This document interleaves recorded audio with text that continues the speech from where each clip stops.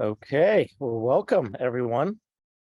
Super excited for the training tonight. It's going to be led by a couple of experts in the messaging department. I know they've done trainings for American Promise before, so might not be strangers to a lot of people on this call, but we reached out and asked if they would do a training, especially right before our big citizen leadership conference coming up in DC, where we have a citizen lobby day as well coming up on September 29th as part of that conference. So we're trying to get as much messaging training in as we possibly can. So really thrilled that a couple of ladies from ReThink Media are going to be walking us through some messaging training tonight in legislative advocacy. So we've got Kirstin Alvanitakis, and I hope I said that right, Kirstin, and Hayley Savino are going to be doing the training tonight. So they're going to go through some slides, and we're going to try to leave at least 10 minutes at the end to do Q&A as always. So I'm looking forward to that. And then we'll wrap it up, hopefully very close to on time to the hour here tonight. So with that said, I'm not going to take up any more of this call because I want to turn it over. So Kirstin, Hayley, go for it. Hey, hello everyone. Hi. We're gonna try to pull up our slides here in a second, but I just want to welcome everyone to ReThink Media's messaging workshop for American Promise, and the lovely you all grassroots activists and advocates who are going to be doing your big national conference in a few weeks. Hopefully the training will help prepare you for that. Right now, I just want to ask for everyone, if you can, just take a minute to put your name, pronouns, and where you're signing in from into the chat. Just love to know where everyone's joining from. But yeah, it's great to be with you on the call. And if the slides look at all blurry, please let us know. We were having some tech issues, so we can always switch who shares slides if that's an issue. So just raise that in the chat. But I will just go ahead and briefly introduce myself once again. I'm Hayley Savino. I'm a communications associate with ReThink Media, specifically working in our inclusive democracy team. And I'll turn it over to my colleague Kirstin to introduce herself. Hi, folks. My name is Kirstin. My pronouns are she, her. I am the program director for our inclusive democracy team at ReThink Media. Our topics area of focus is money in politics and fair courts, and we're super excited to be chatting with you all tonight. Yes. Okay, and then next slide. Okay, so this is our agenda for tonight. Just briefly, firstly, we're going to just break down for you what makes a message persuasive, and then we'll get into some specifics about how to talk about the 4R Freedom Amendment. And then we'll put some of that learning into practice by having some fun with some Mad Libs. And then finally, Kirstin will close us out with sharing some of the, top tips that we've compiled for you all about how to communicate with your target audience, which is going to be, of course, lawmakers and their staff for your conference day. So that's kind of our agenda for tonight. And I am going to jump in with our first section. Okay, so again, just some tips and key information to start us off that you should know about how to craft a persuasive message. So to start, when trying to craft a persuasive message, there's really 3 key concepts you should try to keep in mind. Number 1, we want to animate our base. They should be excited and also easily able to repeat our message. So think of messages like love is love when talking about gay marriage, or my body, my choice when discussing abortion. These are examples of messages that not only, again, excite that target audience, but are easily palatable and easily able to repeat across all different modes and forums. Number 2, we want to persuade conflicted audiences. So fun fact, there is no such thing as a moderate voter. Someone who may identify themselves as a moderate voter is simply a person with conflicting ideals. So For example, someone may believe that abortion is morally wrong, but they may also believe that government should not be the ones making those decisions regarding abortion access and, infringing upon a citizen's individual rights. So it is our job as messengers to sway these voters with conflicting views to our side and encourage the part of them that already supports us to do the right thing, to hear our message loud and clear, and to be pulled in our direction. All right, now, so as I kind of briefly touched upon in that last slide, when trying to persuade folks, we should always try to start from a place of broad agreement with our audience.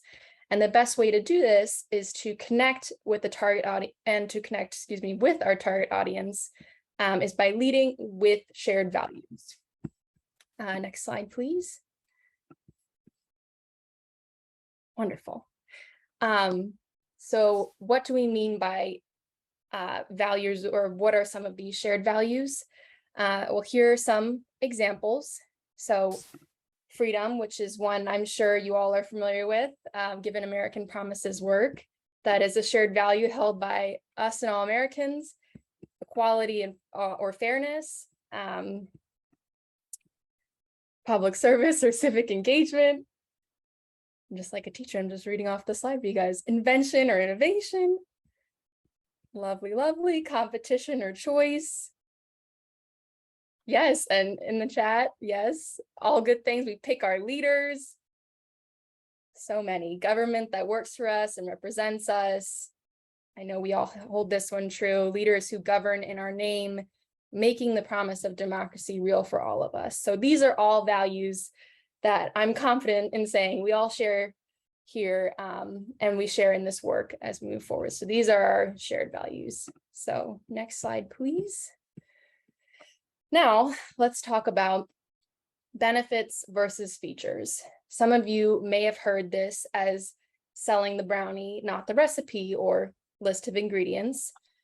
So here's what this looks like in practice. We're gonna watch 2 commercials. Each one is about a minute long, so not long at all. The first one is going to be an example of selling the recipe. And the second one is gonna be an example of selling the brownie. So let's take a look, and while you're watching, go ahead and type in the chat what words and images stand out to you, and more importantly, how the video makes you feel. So here is the first one. It's a video of a Samsung smartphone ad, and it'll illustrate.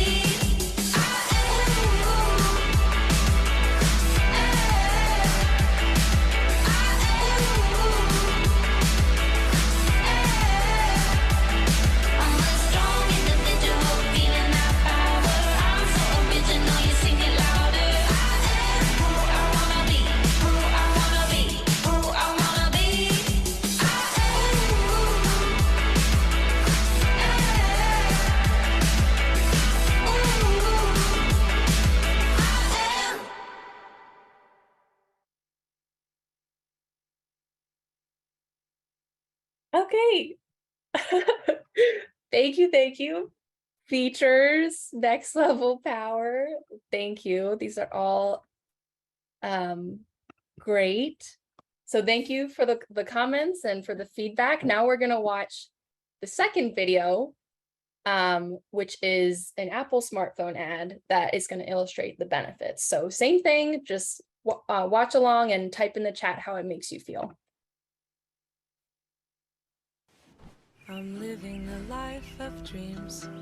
I'm living the life of dreams with good people all around me. I'm living the life of dreams. I'm feeling hopefully, feeling quite hopefully with good people all around me. I'm feeling hopefully, and the light shines bright all through the night. dreams are making us nice stories. And my loves are well, sleeping just right.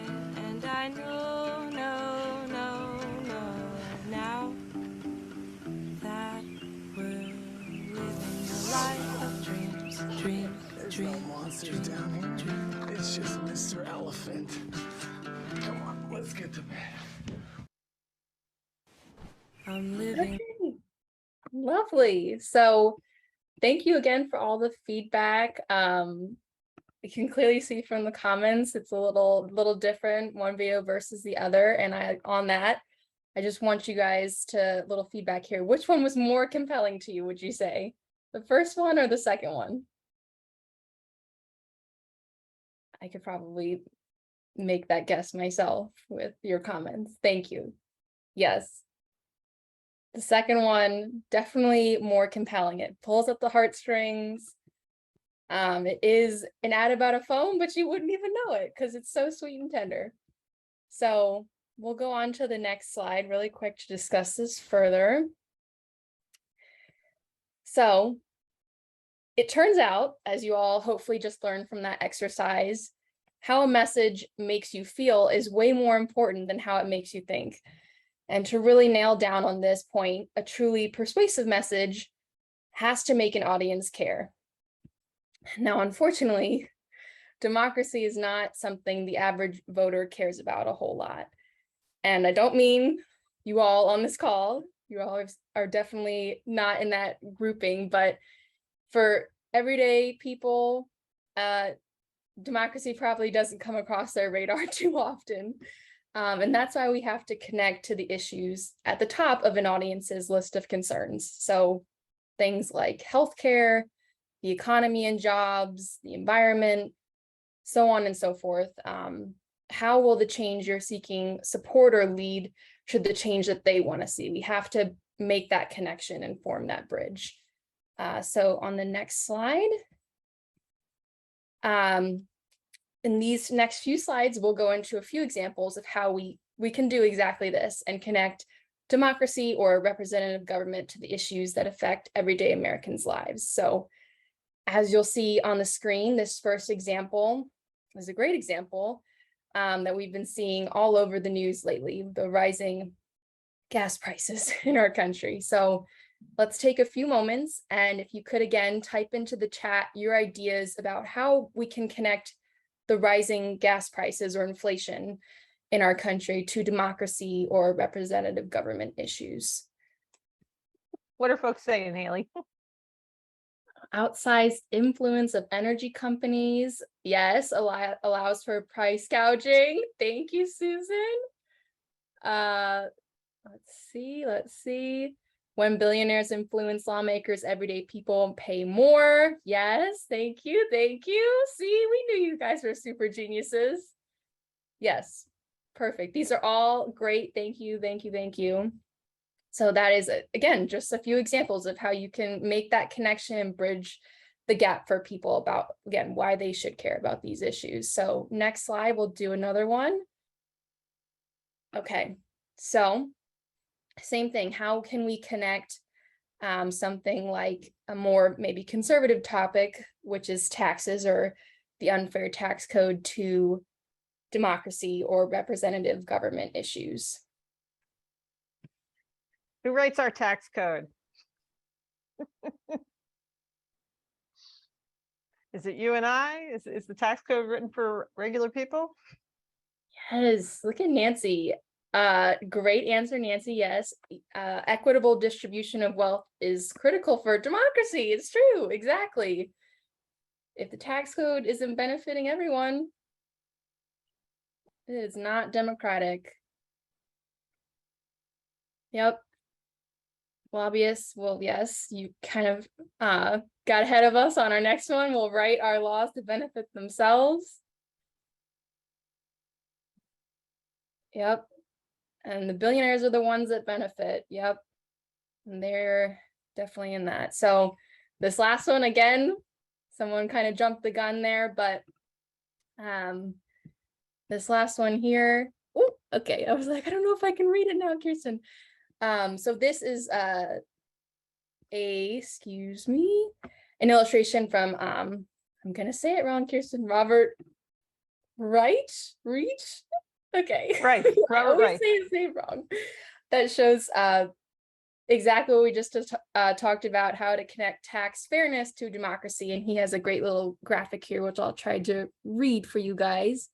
So the top here, the Washington lobbyist army to make the rich richer. And then they all have great little picket signs. Carried interest, make the rich richer. Preserve the carried interest loophole.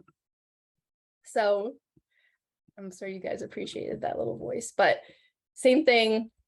We kind of already said it, but how can we connect that? Or I don't know if we were supposed to connect that or if that was just a good example, but. Okay. Wonderful. Great example. Moving on.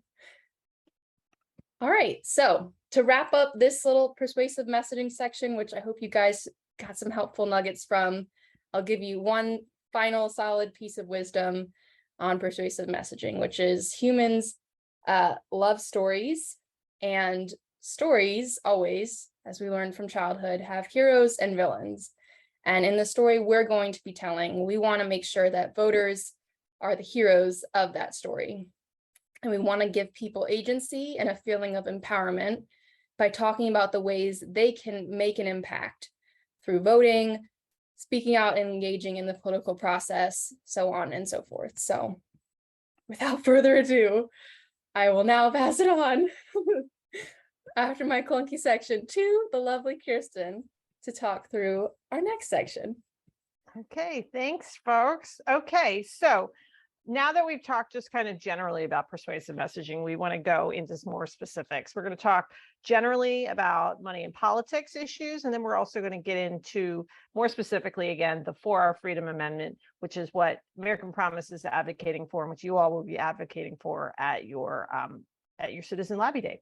So first, we are going to talk about where people are on these issues. We have to start where they are so we know where we're going to meet them. And here's what voters think basically on money and politics issues in general. This is all based on research that's been done over a number of years, national research, as well as research in certain key states. And this is what people think. This is what they think as of now. So firstly, public is on our side. They get it. They understand that money and politics is a problem. That said, they are overwhelmed by the problem. They think it's too big. There's nothing to be done about it. Both sides are bad. Everybody's corrupt, yada, yada, yada. So that's where folks are at. So they know it's a problem, but they don't think it can be fixed, which is why we need to focus on solutions. We need to talk about what we can do to address these problems. And we have to emphasize that, again, as Hayley said, people have agency. They have power. Here's something that may be a little controversial. Talking about corruption, while it is, I mean, we've all seen it, right? It's happening every day in this country. Unfortunately, that is an inherently right-wing frame. So that's important to keep in mind. So when you're trying to reach our base and you're trying to reach that conflicted middle, talking about corruption is actually demotivating. It's making folks think it's both sides are bad. Government is the problem, which again is an inherently right-wing frame. So we have to be a little bit cautious about talking about corruption because it can actually hurt us, particularly with the base, which, as Hayley mentioned, we need those folks to be excited, engaged, and ready to be the chorus for our message. So instead of talking about corruption, it's better to talk about our shared vision of the future, the world that we want to create through the solutions that we're proposing. Okay, so that's money in politics. You just said, don't talk about corruption. So what can we talk about? So here are 4 narrative frames that you can use that are incredibly effective in framing these issues. So firstly, equal voice. People are very receptive to messages about inclusion versus exclusion. Who's a part of the power structure and who's left out, okay? R's, D's, independents, everyone responds very favorably to a simple message of fairness, right? Everyone should have an equal voice. They should have an equal say. Every voice should be heard. Barriers to running. Here's another frame. People understand that running for office is a very time-consuming, hard work, an expensive endeavor. Ordinary working class people, middle class people, they don't run because they don't have the same access to people who are wealthy, big corporations, donors like that. So they don't run for office. They don't even throw their hat in the ring because they don't have access and they don't have the ability and time to do all of that fundraising. And that keeps our best and brightest from running for office and winning. Next, out of balance. Our system is out of balance. Notice I did not say rigged. I did not say broken. Our out of balance system, it produces kind of a skewed system where the wealthy elites are the ones running for office and winning. And that affects what policies even get considered as part of the conversation. So a better balance would ensure that, again, everybody's voice is heard. And then finally, price we pay. This is a frame that's probably the closest to that corruption frame that we talked about earlier, but it also has the benefit of connecting money and politics to those kitchen table issues like we talked about earlier, that Hayley talked about earlier. Things like the escalating cost of prescription drugs, right? Big pharma, they have all the power. They are the ones that are ensuring that prescription drugs are too costly. Utility companies, jacking up our rates, and then they don't invest in the grid, and then our power goes out whenever there's a heat wave, right? That sort of thing. So the price we pay is in a frame that we can use to, again, illustrate the price that we all pay because of the out of balance system that we've created. Now, again, this can be a demotivating frame if we're not careful. So it's very important when we talk about this to then pivot to the solution so audiences aren't trapped in this kind of cycle of disempowerment and cynicism. So again, here are 4 narrative frames that you can use when talking about money and politics. Here are some terms that we want you to think about embracing versus terms that you may be using now that we want you to replace. Now, if you use the word corruption, will the messaging gods descend on you and lash you with a wet noodle? No, right? It's okay to use these words from time to time. But as we're trying to level up our messaging, these are just things that we'd encourage you to think about replacing with the phrases on the left. So instead of saying corruption, we could talk about things like barriers to running, or everyone having an equal voice, having an equal say. Everyone's voice should be heard. Instead of talking about individuals, better to talk about a government that's of, by, and for the people, or everyday people, or people from all walks of life. A system where everybody participates, every vote is counted. Instead of saying the system is broken, the system's unresponsive, better again to talk about out of balance. Instead of using the word influence, try talking about power.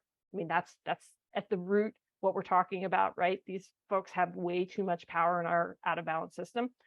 Here's one that's very important: making elected officials or the government the villain. Again, it's a very right-wing frame, but also if you're getting ready to go into a lobbying meeting and your message is all elected officials are corrupt, how do you think that conversation is going to go?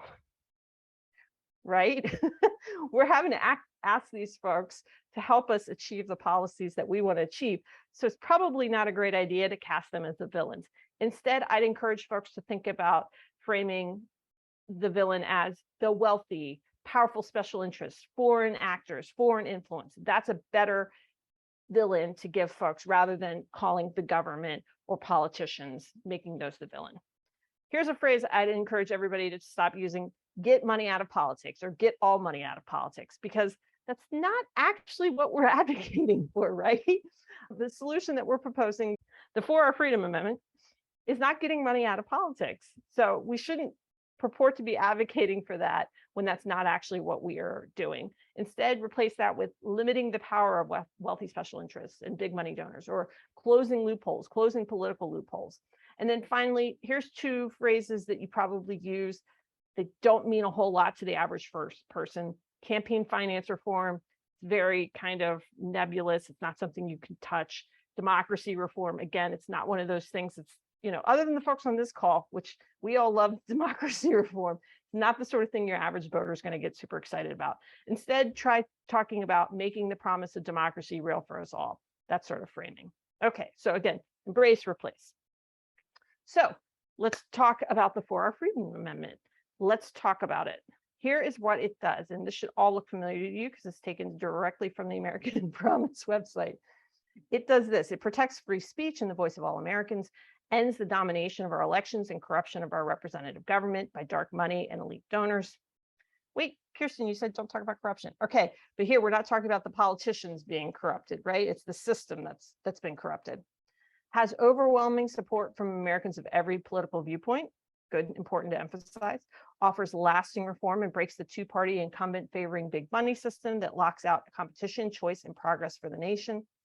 Is the lasting constitutional method for rebuilding checks and balances, federalism, and local freedom against global money nationalizing every election and dividing America. And it frees business from pay-to-play politics and unfair competition from big global corporations that are spending millions of dollars to buy political influence that destroys the level playing field. Okay, this is great, right?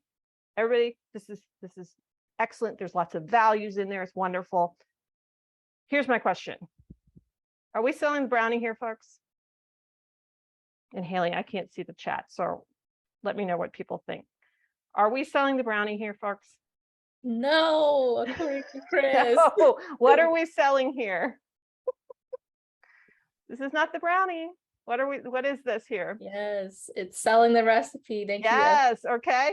So this is good. This is actually good language. It's values-based, but if you're walking up to somebody on the street, you're not going to be like, hey, let me tell you about the 4-hour Freedom Amendment. Here's what it does, protects, right? Like, it's just not, it's not what you're going to do. So this is great. You should definitely use pieces of this, but we're going to take this recipe and we're going to turn it into a brownie. We're going to do it all together. So let's sell the brownie, not the recipe. In the chat, and again, Hayley, I can't see it, so I'm going to encourage you to call things out. Yes, I will. Let's start. What are the values you want to lead with? What are some values that we've already given you some earlier. So what are some values that we want to start the conversation with? Again, we're starting with shared values. Remember this slide? Okay, we're getting fairness. Good. You folks. Equality. Equality, that's a good one. Good one. What's the value that's right in the name of the amendment? Freedom. Yay, good. Thank you. What are some other ones? Each of us has a voice. Good. Okay, Help excellent. balance our unbalanced system. Excellent. Protection. Okay. Opportunity. Opportunity, good. Okay. Here's again, freedom, equality. You guys came up with these. Service, public service, right? We would talk about public servants and running for office being a public service. Invention, creativity, innovation, that's America, right? And then competition, that's also part of America. And what we have right now, it's not real competition. So here's some values that you can talk about. Okay, now we have dumped the mix into the bowl and we're starting to stir. Okay, now let's talk about what's the problem. How do we want to describe the problem? What is the problem that the 4-hour Freedom Amendment will address? What are folks? Oh, I see some folks typing. We are not represented. Some folks have a bigger voice. Good. Greed. Unequal representation. Good. Voices are being drowned out by big money. Good. I like that. Billionaires buy our elections. Lack of power. Okay. Those are all good. Here's some other options. Oh, and somebody said drowning out the voices. So you guys are getting this. An out of balance system, billionaires, big corporations drowning out the voices of everyday Americans. Okay, you're getting it. All right, we are starting to mix. Did we put the eggs in yet? I think so. All right, next. Who are the villains? This one should be easy, guys. I told you exactly who the villains should be and who the villains should not be. So who are the villains? Special interest groups, billionaires, big donors, the system, foreign actors, big money special interest groups. Okay, so you guys are getting this. Yes, all of those are correct. Yes, I like whoever said foreign actors. That's good. Here's one, elites. Republicans talk about the elites. Throw them in as a villain too, right? Especially if you're going in to meet with a Republican member of Congress. Let's throw elites in there too. All right. We are now starting to bake the brownie. So what are the villains' motivations? What do they want to do? What do these corporate special interests want to do? They want control, they want to gain power, they want to sway things in their own favor, make money, keep money, their own bottom line, buy influence. I know, super Good. geniuses, Kirstin. No, this is great. Here's one I'd encourage everybody to add in there. They want to divide and distract us, right? They've got their shiny toy of like whatever, little thing that they want to do to divide us from one another. That's what they're going to throw out there to divide and distract us while they help themselves, or those foreign actors are interfering or sabotaging in our elections. And I think everything else you guys said was absolutely great too. You're getting this. All right. So the brownie is officially in the oven. All right. What is our solution? This one should be really easy. Please tell me someone's gotten this. Pass the amendment, constitutional amendment, remain united. Yes, amend the Constitution. Yes. The For Our Freedom Amendment. And somebody actually got it. The other thing that I'd add in there as a solution, it's coming together, right? We're going to come together across party lines. That's an important part of the message too, right? Because it's not just about Democrats trying to pass this. It's not just about Republicans. This is all of us. This is something we all agree on as a problem. We're going to come together across party lines and we're going to pass the For Our Freedom Amendment. And then finally, we're going to pull the brownie out of the oven. Or maybe we're going to put the toothpick in just to see. Do y'all do that? Put the toothpick in, right? So what's our vision of the future? What's the world we're trying to create at the end of the day? Or what's the system going to look like after we're done? A more fair world. Yes, that's good. Well, maybe not I don't know if this is going to fix the world, but it's definitely going to. Healthier for all, but then brownies for everyone. Love that, Jacqueline. Equitable, equal voice balance. Everyone has an equal voice. Everyone's voices. Yes, good. Government is truly of by and for the people. Oh, all right. So we have made the brownies all together. You guys have done it, right? You took the recipe and we made the brownie. So here is, and I'm going to show you, this is a wrap. This is a narrative. This is not like, I don't want you all to get out your little notes and like start writing down. But we can't email this to you afterwards if you want, but this is just taking kind of what we all just came up with and putting into a wrap. Okay. So here's your brownie. So we start off with a shared value. No matter where we're from, what we look like, most of us believe that America was founded on freedom and has thrived through innovation and competition, right? Shared value, sentence one. Now let's get into the problem, the villains, and their motivations. Fortunately, today we have an out-of-balance system where billionaires and big corporations stifle our voices. Wealthy donors and elites, right? Elites use their power to divide and distract us while they keeping our best and brightest from running for office, while they push for policies to help themselves. And then we get into our solutions, our vision of the future. We can come together across party lines to pass the For Our Freedom Amendment and shape the future we want through innovation and invention where everyone's voice is heard. Okay, so I'm not saying this is what you march into the office and say to them. This is something that you can come up with. You can work on using what we just talked about. You can come up with your own wrap, basically starting again with a shared value. Then you talk about the problem. You want to name the villains and you want to give them motivations to explain why they have created the problem. And then you want to again talk about the solutions. Very simply, the For Our Freedom Amendment. We're going to come together and we're going to get this done all working together. And we're going to create a world where everybody's voice is heard. Or we're going to create a system. We're not going to create a world. We can't do anything about the rest of the world, but we can do something about America. We could say we're going to create a political system, a government where people's voices are heard and everyone has a say. Okay, there's your brownie. We did this all together. You can do this. So now we are going to move on to putting into practice a bit more with Hayley. Yes. All right. Now we're going to, again, put into practice, as Kirstin said, and do a fun little activity, some Mad Libs, which hopefully you all have played Mad Libs before. I love doing that as a kiddo, but if you haven't, it's very easy. We're just going to go over some example sentences of maybe what you wouldn't want to say, and we're going to reframe it a little bit. So what's good and what could be better in this sentence? So I'll read it for everyone. When we pass the For Our Freedom Amendment, we will stop greedy, corrupt politicians and get money out of politics. So if you could type in the chat for me, what are some of the words that maybe we would want to take out of this sentence to make it a little bit stronger to what And- Kirstin was saying yeah. earlier. And what's good? What do we want to leave in there too? That's not all bad, right, Hayley? There's some good stuff in Yes. there. I Okay. should have added that too. Yes, just which part of the sentence. Thank you, Karen. Yes, greedy, corrupt. Yes, greedy, corrupt. Money, get money out of politics. Yep.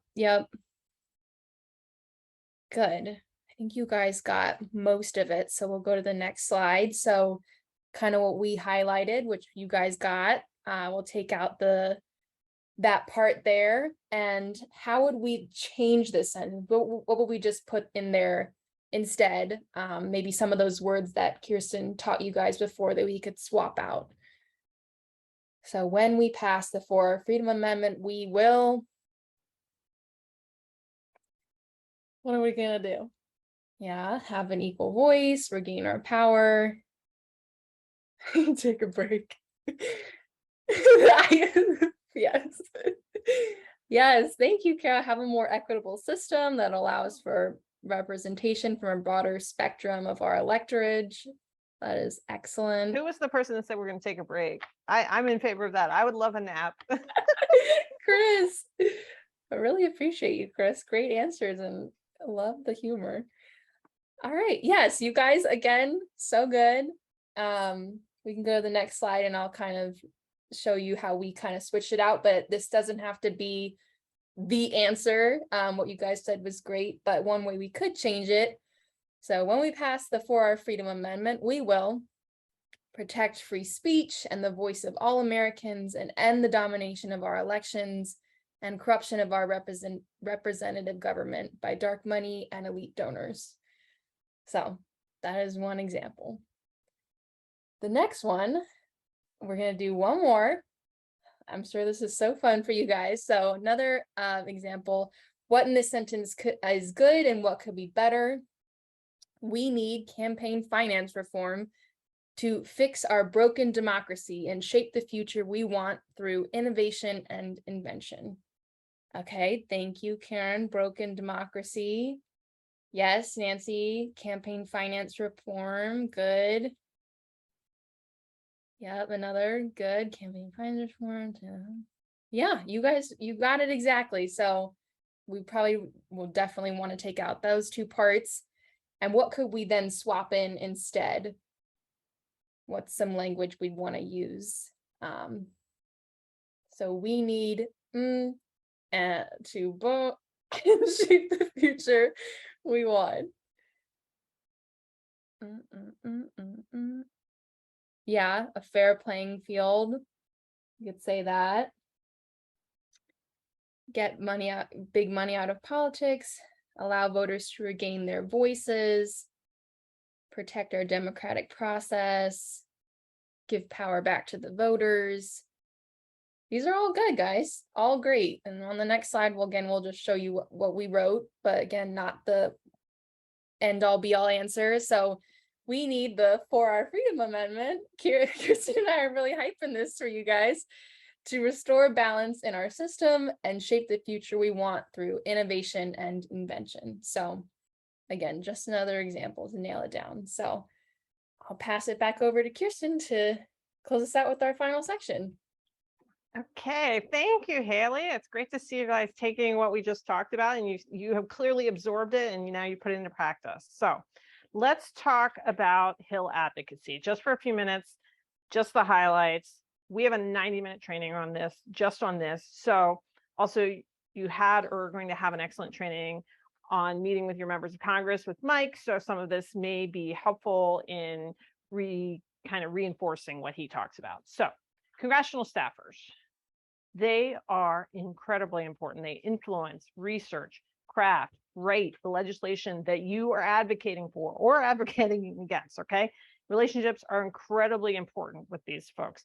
Sometimes it's all about trying to meet the right person. Sometimes you think, oh, this is the staffer I need to meet with. And sometimes the power behind the curtain is a different staffer. So very important. Number of staffers has been declining over the past 30 to 40 years. They are incredibly busy. And since January 6th, they now have to have in the back of their mind that their workplace was literally under assault. So it's a lot. Please, when you're meeting with these folks, and not that you wouldn't, but just be respectful of their time. There are thousands of staffers who are the people who day in, day out make these institutions run. There are nearly 14,000 of them on the Hill. Did you know that? And while it's great to meet with a member, obviously great, sometimes it's even better to meet with staff. Again, these are the folks that make that place run. So one former staffer put it this way: in the most powerful nation on earth, that's us, it is run by 24-year-olds. And I mean literal 24-year-olds, okay? 3/4 of staffers on the Hill are under 40. Half are under 30. So what does this mean? Why should I care? Your Watergate references, your references to Clinton era scandals are probably going to fall a little flat with millennial and Gen X staffers. Just keep that in the back of your mind. You're telling me stop making jokes about Rosemary Woods and the 18-minute gap and Nixon's tapes, right? That's not what I should be going in and saying. What should I do instead? Here's what we're advocating for. This is what we believe. The most effective pressure uses an inside and outside strategy to engage targets on the Hill. That inside strategy, what is that? We're talking about tactics like conversations, one-on-one or group conversations with lawmakers and staff. And those are frank conversations. Those are private. Again, these are things that are happening in or around the Hill. Exclusive briefings. You may be sharing polling data with members of Congress and their staff. You may be doing background memos. You may be having, creating and having leave behinds, other research products that you're going to produce, and just to provide information and help shape that member, their perception of an issue and their advocacy on an issue. So that's inside. Outside tactics. Again, these are things that are outside the Beltway, things that are probably happening in the district. We're talking about public tools and pressure like earned media op-eds, letters to the editor, media appearances, news releases. We're also talking about owned media like organic social media, digital ads, microsites, those sorts of things. Inside, outside strategy. So when you're formulating a strategy, you want to think about where those outside communications should be happening. What media outlets, what media sources is your member of Congress reading? What are their staff reading? What are relevant and important to them? Here's an op-ed. It's about the Freedom to Vote Act. It was last fall. It wasn't in the Washington Post, wasn't in the New York Times. It was in the Parkersburg, West Virginia News and Sentinel, right? Local media matters. Here's another op-ed. This one is from earlier this year. It's from a group called Issue One. They brand themselves as a cross-partisan organization working on democracy issues. This was an op-ed from 2 Republican co-authors. They're calling for action to hack-proof our elections. Where did this show up? On the Fox News website. So again, here, they're clearly trying to reach conservative members of Congress.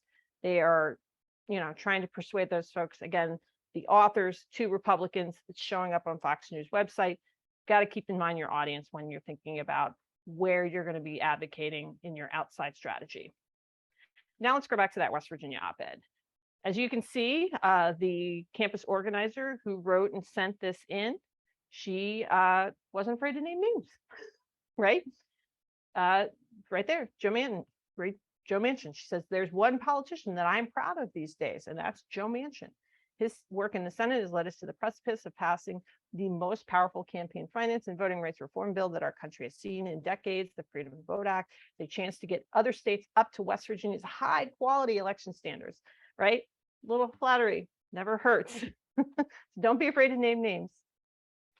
And then finally, once you've landed that op-ed or you had a news story placed, it's important to keep the drumbeat going. The campus organizer, she took that news story that op-ed that she generated, and she tweeted it out. And then she used it to promote ongoing organizing efforts on campus. Now, this tweet's good. A next level tweet would have tagged the senator, maybe tagged a member, one of his staffers that perhaps you've met with in your meeting, right? You met with their communications director or their legislative staffer. You found them on Twitter. Now you're tagging them in the tweet, and you maybe include some of that praise for Joe Manchin that you mentioned in your op-ed. But again, here we're showing how inside and outside tactics should be combined. They should be married together. They should work in concert for you to be effective with your Hill advocacy. And again, we have a much longer training on this. This is just the highlights, But now we are going to save some time and space for questions. So I will go ahead and stop share and open it up to questions. So folks, feel free to drop in the chat any questions you might. Oh, Nancy has her hand raised.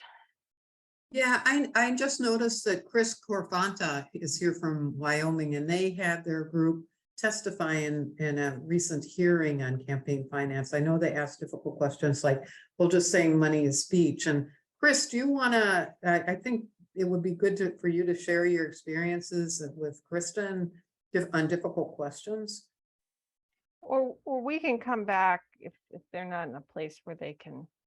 Yeah, but I do know that, and somebody mentioned in the chat that sometimes people come back with you and say, but money is speech. And that's always a difficult question to, then you can say, well, money is property and money is power, but it's a difficult question to respond to. Sorry, Barbara, go ahead.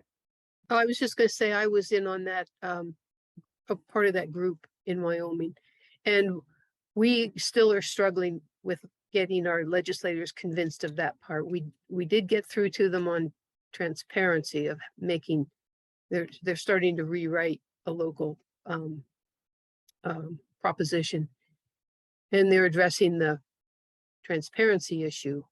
But to me, that just means we know who's buying our legislators. And they're making the argument that the wealthy people should have all the money. They can spend as much money as they want, as long as we know that they're doing it. It's okay.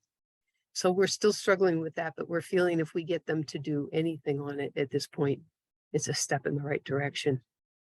Yeah. So we're encouraged. We've gotten two people that were the ones that were most vehemently opposed to this idea 2 years ago are the ones that are trying to rewrite an amendment or proposition that would, I'm not coming up with the right word, but they're working on trying to make something that they're comfortable with, and they're going to said they're going to provide it to us before they bring it back to committee to work on for our input. So yeah, what I would suggest giving them different villains. How about Mark Zuckerberg, right? There's a lot of conservatives out there that don't like Mark Zuckerberg. Say, do you think Mark Zuckerberg should have unlimited speech? Do you think Mark Zuckerberg should be able to spend unlimited amounts of money on our elections? I think they'll have to, that would challenge them quite a bit, because I think a lot of them are probably already, George Soros, if you want to come with it. Yes, so I would challenge you to give them different villains. Carol Kerr had two really good approaches to in the chat. Yeah, I can read Carol's respond to that. So she just said, if asked that question, ask whether they're saying that people who have lots of money have more important voices than the middle class. So yeah, that is also a good rebuttal. Yeah, there's another way too. Hey, this is Mike. Sorry, my internet was a little unstable, so I'm calling in. Excellent training though, ladies. Love it. Love the energy and the interaction. Really, really good stuff.